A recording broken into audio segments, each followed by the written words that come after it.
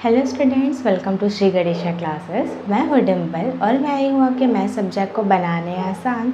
आज हम पढ़ेंगे प्रश्नावली 2 का प्रश्न नंबर 3। प्रश्न नंबर 3 में क्या बोला गया है कि जो निम्न समीकरण मतलब जो भी हमको समीकरण दिए गए हैं, जो भी हमको प्रश्न दिए गए होंगे उसमें क्या करना है, हमको किसी भी विधि से हल करना है, उसको ये बोला है। ठीक है, तो मैंने यहाँ पे 3 नंबर का प्रश्न लिया है। उसमें क्या बोला है, x धन y बराबर 6 है और x बराबर y धन 2 है। ठीक है, यहाँ पे हमको एक समीकरण, 2 समीकरण दिए हुए हैं। अब हमको क्या करना है, यहाँ से हमको x और y का मान निकालना है। अब इसके लिए हमको क्या करना पड़ेगा स्टूडेंट, इसको यहाँ पे सबसे पहले देखिएगा, यहाँ पे देखिएगा x धन y बराबर 6, इसको मैं क्या बोल दी, समीकरण 1 बोल दी। ठीक है, अब यहाँ पे क्या है, x बराबर y धन 2, इसको मैंने क्या बोला, ये समीकरण क्या है, 2 है। इसको मैंने क्या बोला, ये समीकरण 2 बन गया। ठीक, अब मैं क्या करूँगी, ये जो समीकरण 2 में x बराबर y धन 2 मतलब x के बदले में जहाँ x है वहाँ मैं क्या लिख सकती हूँ, y धन 2 लिख सकती हूँ ना, क्योंकि x का तो मान हो गया, x बराबर y धन 2 है। तो अब मैं क्या करूँगी, यहाँ जो x दिख रहा है इस x का मान को, इसको मैं उठा के कहाँ रखूँगी, यहाँ पे। तो ये जो विधि है वो क्या कहलाती है, प्रतिस्थापन विधि। ठीक है, अब यहाँ पे मैं क्या लिखूँगी, प्रतिस्थापन विधि से,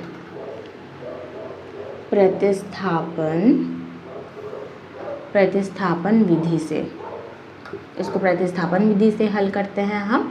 प्रतिस्थापन विधि मतलब जैसे नाम से ही पता चल रहा है, प्रतिस्थापन मतलब इसका जो जगह है इसको उठा के उसको कहीं और स्थापित कर देना। स्थापित कर देना मतलब रख देना। ठीक है, ये जो मान था इसको उठा के हमने कहाँ रख देना है, यहाँ रख देना है। तो यहाँ पर क्या है, समीकरण 1 का क्या लिखा हुआ है, तो अब हम इसको लिख देते हैं। समीकरण 1 में समीकरण 2 का मान रखने पर, ठीक है, या आप क्या लिख सकते हो, x का मान समीकरण 1 में रखने पर। ठीक है, ये भी आप कर सकते हो।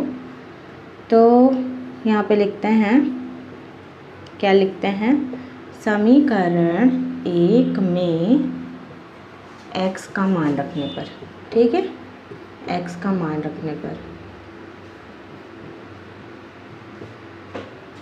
अब यहाँ पर देखिएगा स्टूडेंट, यहाँ पे समीकरण 1 क्या है, x धन y बराबर 6 है। ठीक है, अब हम क्या करेंगे, समीकरण 2 में x का मान क्या है, y धन 2 है। तो जहाँ x है उसके बदले हम क्या लिखेंगे, y धन 2। तो इस x के बदले मैं क्या लिखूंगी, y धन 2, है ना। कहाँ, समीकरण 2 से धन y, ये वाला y क्या है, ये वाला y है। प्रश्न जो समीकरण 1 है हमारा उसका y है। ठीक है, अब यहाँ पे देखिएगा, अब हम क्या करेंगे, ये जो कुछ नहीं है इसके सामने मतलब ये 1 y है ना, यहाँ भी कुछ नहीं मतलब 1 y है। तो 1 y मिलके 2 y बनाया ना, तो यहाँ पे हम क्या लिख सकते हैं, ये जो 2 है ये पहले हमने लिख लिया। अब उसके बाद 1 y मिलके 2 y बनाया स्टूडेंट। तो ये हाँ, यहाँ मैंने 2 y लिख दिया बराबर 6।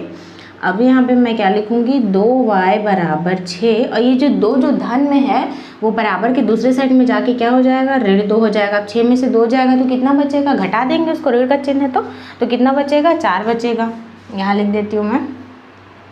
अब यहाँ पे देखिएगा, 2y बराबर कितना बचा, 4 बचा। अब क्योंकि हमको y का मान निकालना है, लेकिन y के साथ जो 2 है वो किस में है, गुणा में है। तो जब 2 इधर आएगा तो क्या हो जाएगा, भाग हो जाएगा ना, जस्ट उसका उल्टा हो जाता है। अगर वो धन में है तो ऋण हो जाएगा, ऋण है तो धन में, गुणा है तो भाग में, भाग है तो गुणा में। लेकिन गुणा में था, यहाँ पे 2 y के साथ गुणा में था, तो 2 इधर आके क्या हो गया, भाग हो गया। इसको कटा देंगे, 2 एकम 2, 2 दूनी 4, तो y का मान कितना आ गया, 2 आ गया। लेकिन सिर्फ अभी हमें y का मान निकाला है, अभी हम x का मान निकालेंगे। यहीं से हम क्या करेंगे, अब x का मान निकालेंगे। अब यहाँ से कैसे x का मान निकालेंगे, देखिएगा स्टूडेंट। अब यहाँ पे क्या करना है, y का जो मान है उसको कहाँ रख देना है, यहाँ समीकरण 2 में रख देना। ठीक है, यहाँ जो ये पूरा हम लिखेंगे और इस y के बदले में मैं क्या लिखूँगी, 2 लिखूँगी स्टूडेंट्स। तो यहाँ पे हम लिख सकते हैं, क्या लिख सकते हैं, y का मान, इसके बाद जस्ट ये वाला है। ठीक है, y का मान समीकरण 2 में रखने पर, समीकरण 2 में रखने पर। ठीक है, ये हो गया। अब हम क्या करेंगे, समीकरण 2 क्या लिखा है, x बराबर y धन 2, ये समीकरण 2 है हमारा। x बराबर, ये y के बदले में मैं क्या लिख रही हूँ, यहाँ पे ये वाला 2 लिख रही हूँ। तो 2 धन 2 मतलब x बराबर कितना हो जाएगा, 4। यहाँ पे देखिए y का मान और x का मान निकल गया। तो x बराबर कितना आया, 4, और y बराबर कितना आया, तो यही हमारा क्या हो जाएगा, आंसर। अब यहाँ पे देखिएगा स्टूडेंट, यहाँ पे 2 आंसर निकला हुआ है, मतलब 2 आंसर निकला है, तो क्या बोलेंगे इसको, ये कौन सा हल है, ये अद्वितीय हल है। ठीक है, यहाँ पे चाहो तो एक बार और लिख सकते हो, x बराबर 4 और y बराबर 2। ठीक है, हमारा 2 आंसर निकला, यहाँ लिख देते हैं हम आंसर। अब हम क्या लिखेंगे, यह अद्वितीय हल है। क्योंकि हमारा 2 आंसर निकला है इसलिए, ठीक है। यह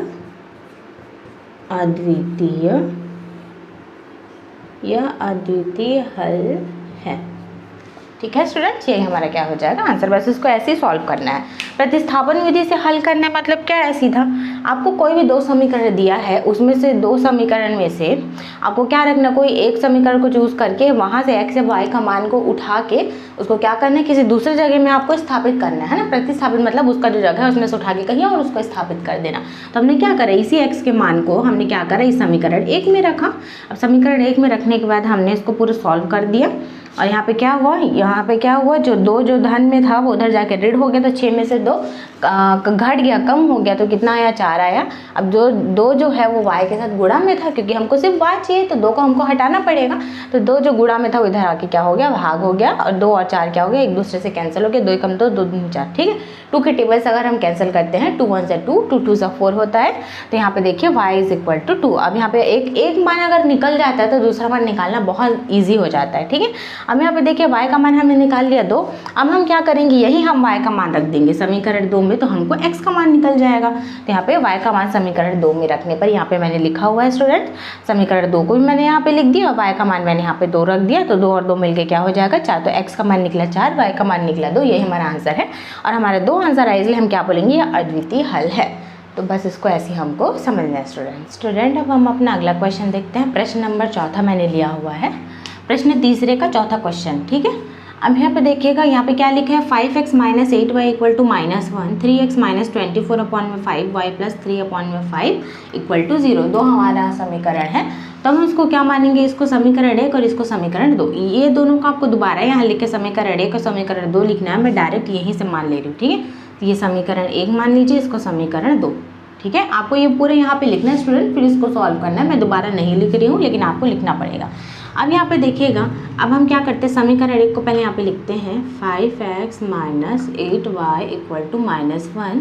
अब यहाँ पे देखिए अपॉन में बटे में ऐसा लिखा है, तो ये थोड़ा सा क्या हो जाएगा, कन्फ्यूजिंग हो जाएगा। अब हम क्या लेते हैं, इसलिए इसको पहला वाला लेते हैं, समीकरण 1 वाला को। अब इसमें से मैं क्या करूँगी, x को मैं मान के चलूँगी। x को यहाँ पे मेरे को अकेले रखना है, बाकी सबको बराबर के दूसरी तरफ मेरे को ट्रांसफर करना है। तो उसके लिए सबसे पहले मेरे को क्या करना पड़ेगा, यहाँ पे देखिएगा, ये जो ऋण 1 है और ये जो ऋण 8y है वो क्या हो जाएगा स्टूडेंट, धन 8y हो जाएगा, ठीक है। अब यहाँ पे देखिएगा 5x बराबर, अब यहाँ पे देखिएगा ऋण 1 धन 8y है, तो ज़्यादा बेटर क्या है, 8y धन में, तो 8y को आगे कर दो, ऋण 1 को पीछे कर दो। तो मैं वही करती हूँ, धन 8y को मैं क्या कर रही हूँ, आगे लिख रही हूँ, और ऋण 1 को जो है, ये जो है उसको पीछे लिख देती हूँ। मतलब +8y आगे लिखाएगा और -1 पीछे हो जाएगा। अब यहाँ पे देखिए x = 5 जो है वो इसके x के साथ में किस में है, मल्टीप्लाई में, लेकिन हमको x प्लस चाहिए ना, तो 5 जो मल्टीप्लाई में है वो इक्वल के दूसरे साइड में जाके क्या हो जाएगा, डिवाइड हो जाएगा, ठीक है। अपॉन में यहाँ पे क्या आ जाएगा स्टूडेंट, 5 आ जाएगा। तो ये क्या है, ये x का वैल्यू हमने एक टेम्पररी माना हुआ है, ठीक है। अभी वैल्यू को हम क्या करेंगे, समीकरण 2 में रखेंगे, ठीक है। इसको हम मान लीजिए समीकरण 3 है, इसको हमने जो निकाला वो क्या माना, हमने समीकरण 3 मान लिया। अब हमको क्या करना है स्टूडेंट, जो x का मान है वो समीकरण 2 में रखना है। तो डायरेक्ट हम क्या लिखते हैं, समीकरण 3 से x का मान, समीकरण 3 से x का मान समीकरण 2 में रखने पर, ऐसा मैं क्लियर लिख रही हूँ ताकि आपको समझ में आ जाए, समीकरण 2 में रखने पर,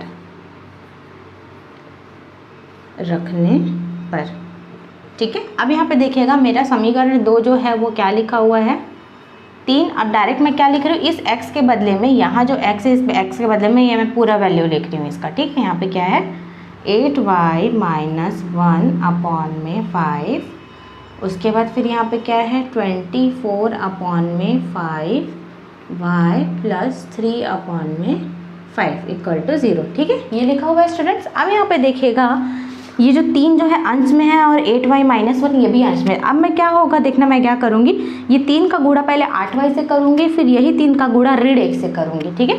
तो यहाँ पे देखिएगा 3 का गुणा जब 8y से होता है तो 3 अट्ठे कितना होता है, 3 अट्ठे 24 होगा ना यहाँ पे। तो यहाँ पे क्या हो जाएगा, ये 24y, ऋण का चिन्ह है यहाँ पे, तो ऋण का चिन्ह लगाए। अब 3 का गुणा 1 से होगा, 3 1 3, तो कितना आ जाएगा यहाँ पे 3। अब बटे में क्या है, 5 है, तो यहाँ पे मैं बटे में 5 लिख दूंगी, ठीक है। मतलब 3 का गुणा अंदर से इन दोनों से हो गया, बस ये आपको समझना है। फिर ऋण 24y बटे में 5, हो गया। अब यहाँ पे बराबर, अब यहाँ पे देखिएगा जो धन 3/5 है स्टूडेंट, ये बराबर के दूसरे साइड में आकर ऋण 3/5 हो जाएगा। यहाँ पे देखिएगा ऋण 3/5, यहाँ पे मैंने लिख लिया ऋण 3/5, ठीक है। अब यहाँ पे देखिएगा स्टूडेंट, अब हमको क्या करना है, लघुत्तम लेना है। लघुत्तम लेना मतलब 5 और 5 का लघुत्तम ले लिए, दोनों सेम सेम है तो कितना आया, 5 ही आएगा, ठीक है। 5 को 5 से भाग दीजिए, 1 आएगा। 1 को इतने पूरे से गुणा कर रहे तो जितने से गुणा करोगे 1 को उसको उतना ही आएगा ना। यहाँ पे फिर ऋण का चिन्ह है, ऋण का चिन्ह लगाया, 5 को 5 से भाग दिया, 1 आया। 1 को 24y से गुणा करा तो 24y ही आएगा, ठीक है। और यहाँ पे ऋण 3/5 ये हो गया।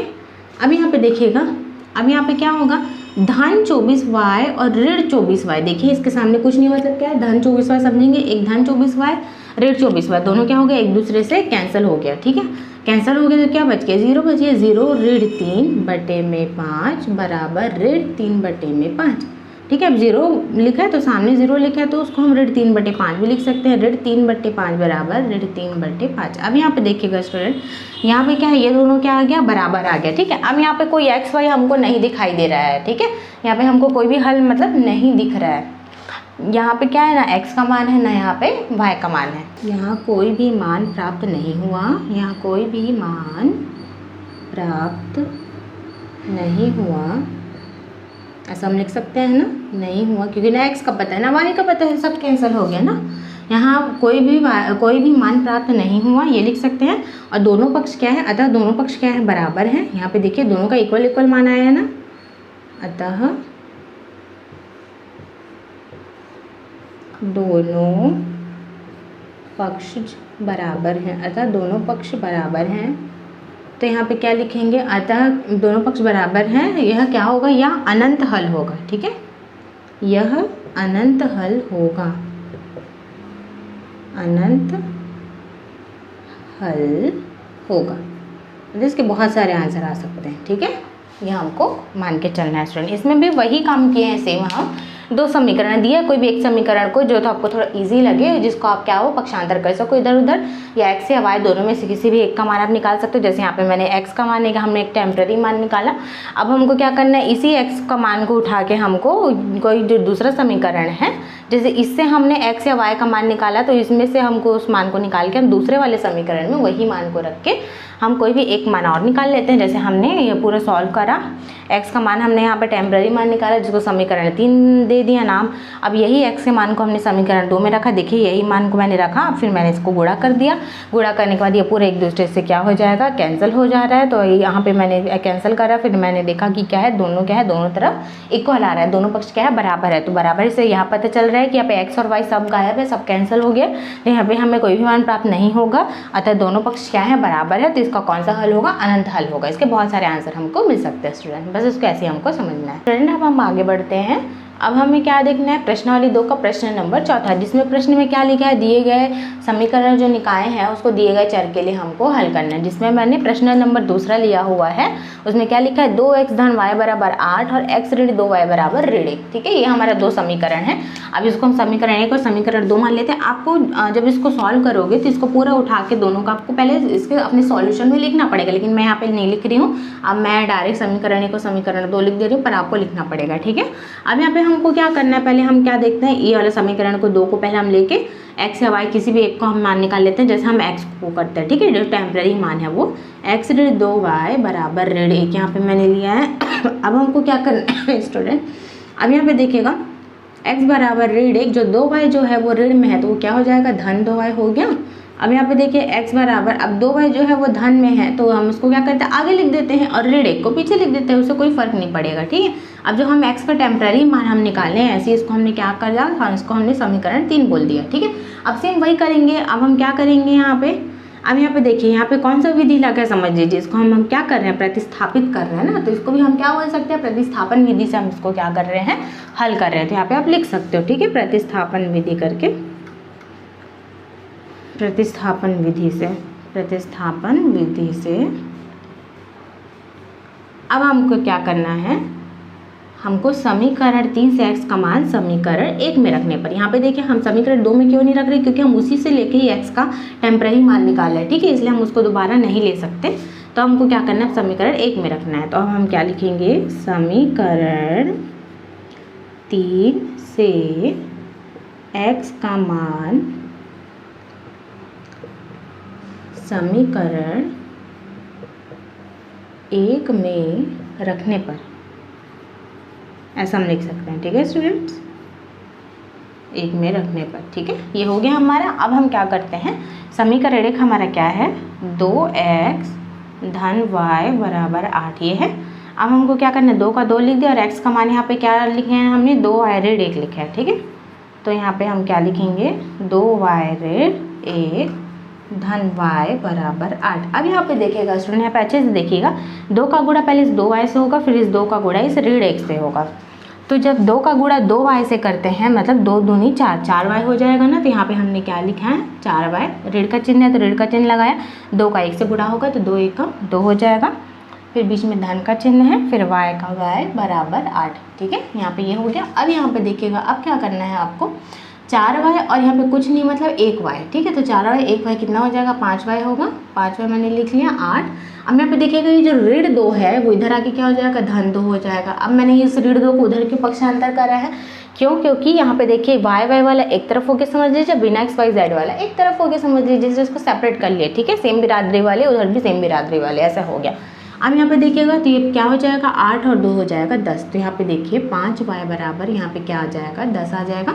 अब y बराबर, क्योंकि हमको y का मान बस अकेले चाहिए, तो 5 जो है वो y के साथ गुणा में है, तो इधर के क्या हो जाएगा, भाग हो जाएगा। तो कटा देंगे, 5 एकम 5, 5 दूनी 10। ठीक है, 5 1 से 5, 5 2 से 10, तो y इक्वल टू 2। y का जो वैल्यू है हमारा कितना आया, 2 आया।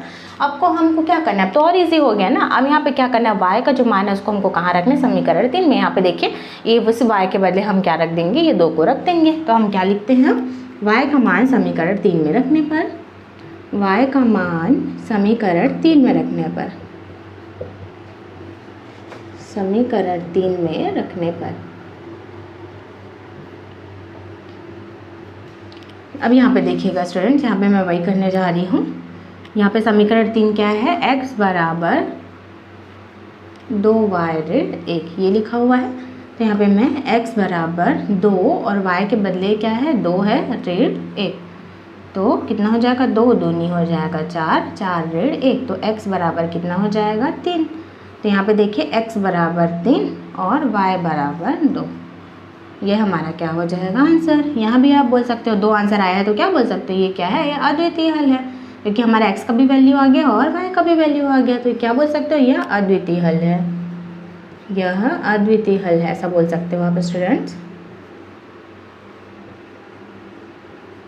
यह अद्वितीय हल है। देखिए इसमें भी सेम काम करें, इसमें भी कुछ अलग नहीं है, इसमें भी बस वही 2 समीकरण दिया है, उसमें कोई भी एक को पकड़ के आपको टेम्पररी x या y का मान निकालना है, फिर उस x या y के मान को आपको दूसरे वाले समीकरण में रखना है। अगर आप इसमें से कोई टेम्पररी मान निकाल रहे हो तो आपको इसमें रखना है, इसमें से कोई टेम्पररी मान निकाल रहे हो तो आपको उसमें रखना है। रखने के बाद आपको एग्जैक्ट एक x या y का मान निकलेगा। फिर आपको क्या करना है, जैसे ही आप ये समझ लीजिए यहाँ पे हमने y का मान निकाला, इस y के मान को इस समीकरण में रख दिए तो हमको x का मान निकल गया। ठीक है, तो और x और y दोनों का मान हमारा निकल गया, x बराबर आया 3 और y बराबर आया 2, और 2 अलग अलग आंसर आए, इसलिए हम यहाँ पे क्या बोल सकते हैं, अद्वितीय हल है, ये हम बोल सकते हैं। बस उसको ऐसे हमको समझना है स्टूडेंट्स। अब हमने कौन सा क्वेश्चन लिया हुआ है, प्रश्न चौथे का चौथे नंबर का क्वेश्चन लिया हुआ है। इसमें क्या लिखा हुआ है, रूट में 7x प्लस रूट में 11y इक्वल टू 0, रूट में 3x माइनस रूट में 5y इक्वल टू 0। हमारे पास 2 समीकरण है, इसको भी सेम वही बोल देते हैं, समीकरण 1 नाम दे दिया इसको समीकरण 2 नाम दे दिया। अब यहाँ पे देखिए समीकरण 1 से हम क्या करेंगे, y का वैल्यू निकालेंगे। आप x का भी निकाल सकते हो, यहाँ मैं y का कर रही हूँ। ठीक है, अब यहाँ पे देखिएगा सबसे पहले हम लिख लेते हैं समीकरण 1 को, ऋण 7x करनी में 7x लिखना है ना, root 7x plus root 11y equal to 0, ये हमारा लिखा हुआ है। अब हम क्या करेंगे, सबसे पहले 11y लिख दिए। अब ये जो रूट 7x है इसको मैं क्या कर रही हूँ, ट्रांसफर कर रही हूँ इधर, तो माइनस रूट में 7x हो जाएगा, है ना, प्लस 7x था तो वो माइनस 7x हो गया। अब हमको सिर्फ यहाँ पे y का वैल्यू चाहिए, है ना, मतलब y यहाँ पे हमको अकेला चाहिए, लेकिन 11 जो है वो गुणा में है ना इसके साथ। देखिए मल्टीप्लाई में इधर क्या हो जाएगा, वो भाग हो जाएगा, अपॉन में ये देखिए भाग हो जाएगा, बटे में मैंने लिख दिया है यहाँ पे। ये तो हमारा टेम्पररी मान जो आया है y का, वो क्या आया है, माइनस रूट में 7 अपॉन में रूट में 11x। ठीक है, अब हम इसको क्या दिए, इसको क्या नाम दिए, समीकरण 3 नाम दे दिया। अब हम क्या करेंगे, सिर्फ समीकरण 3 से y का मान समीकरण 2 में रखने पर ये हम लिखेंगे। ठीक है, तो यहाँ पे हम लिख देते हैं समीकरण 3 से y का मान समीकरण किस में यहाँ रखना है ना, समीकरण 2 में रखने पर, 2 में रखने पर यहाँ हमने लिख लिया स्टूडेंट्स। अब हम लिखते हैं, सबसे पहले समीकरण लिख लेते हैं √3x minus √5y equal to 0, ये लिखा हुआ है। अब यहाँ पे लिख लिए, देखिएगा स्टूडेंट यहाँ पे मैंने क्या लिखा है, √3x माइनस √5, ये मैंने लिख दिया। अब इस y के बदले हम क्या देखेंगे, y का जो टेम्पररी मान हमने यहाँ पे निकाला वो हमने लिख दिया माइनस रूट में 7 अपॉन में रूट में 11x। अब क्या होगा, ये तो सब एज इट इज़ लिखाएगा। अब ये √5 और का किससे मल्टीप्लाई होगा, इस √7 से मल्टीप्लाई हो जाएगा, ठीक है। तो 5 का 7 से मल्टीप्लाई हो जाएगा, तो 5 7 से कितना होता है 35। और यहाँ पे देखिए जो माइनस का साइन है और ये माइनस का साइन है, तो माइनस माइनस मिलके क्या बनाएगा, प्लस बनाएगा, ठीक है। तो यहाँ पे देखिएगा रूट में 3x और ये माइनस साइन मिलके क्या बनाया, प्लस साइन बनाया।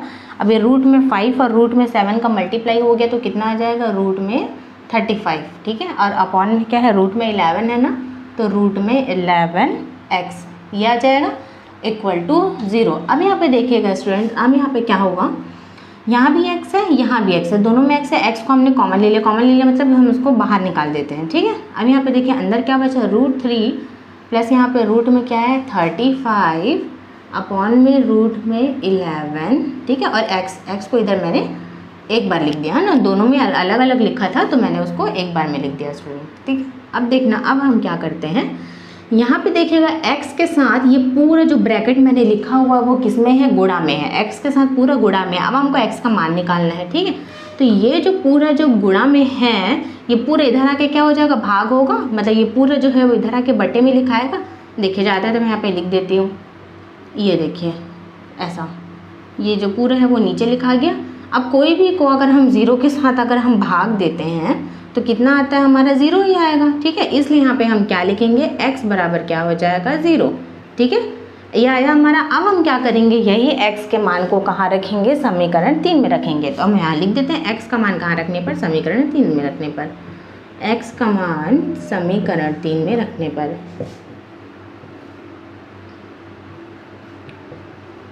यहाँ लिख लेते हैं स्टूडेंट्स,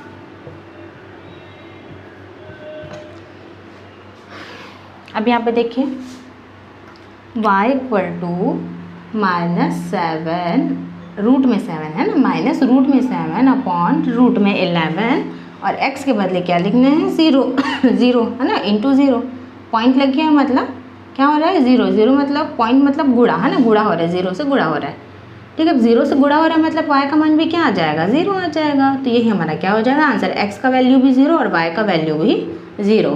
तो यही हमारा क्या है, आंसर है स्टूडेंट्स, ठीक है। बस आपको ऐसे ही समझना है, इसमें भी कुछ नहीं किए हैं एक्स्ट्रा, वही काम किए हैं। 2 हमारे समीकरण हैं, दोनों में से कोई भी एक को आप समझ लीजिए कि एक को आप रख सकते हैं जो आपको थोड़ा सा ईजी लगे, उसको क्या करने में, पक्षांतर करने में, ट्रांसफर करने में, ठीक है। फिर वहाँ से x या y कोई भी वैल्यू आप निकाल सकते हो, टेम्पररी वैल्यू जिसको हमने समीकरण 3 दिया। अब उसी समीकरण 3 को उठा के उसका जो मान है x या y जिसका भी मान है उसको अगले समीकरण में हम रखें। जैसे कि यहाँ से हम निकाले थे तो इसका मान जो है वो यहाँ रख दिया हमने, ठीक है, किसका, y का मान। तो इस y के बदले में रखा, हमने गुणा कर दिया। गुणा करने के बाद x जो दोनों में x सेम था तो उसको हमने x को बाहर निकाल लिया और जो बिना x वाला था मतलब x को बाहर निकाला, जो बचा उसको अंदर लिख दिया। जैसे करनी में 3 बचा, यहाँ पे करनी में 35 बटे में करनी में 11, ये सब बचा है, तो ठीक है। अब क्या करना है, x के साथ ये पूरा ब्रैकेट जो है वो गुणा में है तो पूरे ब्रैकेट को उठा के इधर भाग करेंगे। अब 0 में बटे में आ जाएगा, 0 बटे में आएगा, तो 0 के साथ कोई भी अगर ऐसे बटे में है तो उसका वैल्यू क्या हो जाता है, पूरा 0 हो जाता है, इसलिए x का वैल्यू आ गया 0। अब x का वैल्यू 0 आया तो इस x का मान को कहाँ रखने पर है, हमको समीकरण 3 में रखने पर। समीकरण 3 में हमने 0 रखा, अब 0 का गुणा हो जा रहा है तो भी हमारा आंसर क्या आ जा रहा है, y का मान भी 0, इसलिए y का मान भी 0 आया और x का मान भी 0 आया। बस उसको ऐसे हमको सॉल्व करना है स्टूडेंट, ऐसे हमको समझना है स्टूडेंट्स। हमारा वीडियो आपको पसंद आए तो प्लीज़ वीडियो को लाइक करिए, शेयर करिए, हमारे चैनल को सब्सक्राइब करिए ताकि हम आपके लिए ऐसी मैथ्स के और इजी सॉल्यूशन ला सकें।